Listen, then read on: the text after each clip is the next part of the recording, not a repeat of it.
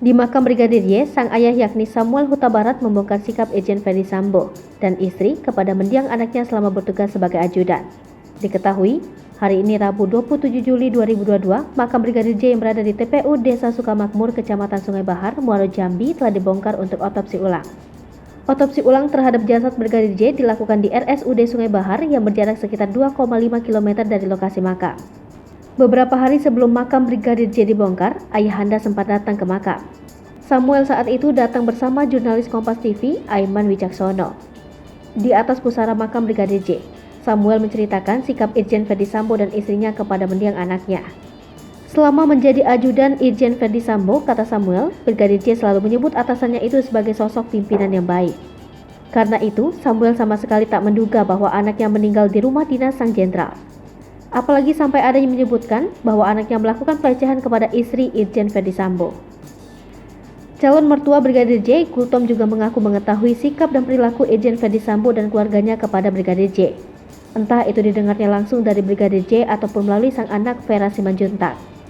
Bahkan kata Gultom, dia pernah mendengar cerita bahwa Brigadir J sudah dianggap seperti anaknya sendiri oleh Irjen Ferdy Sambo dan keluarganya.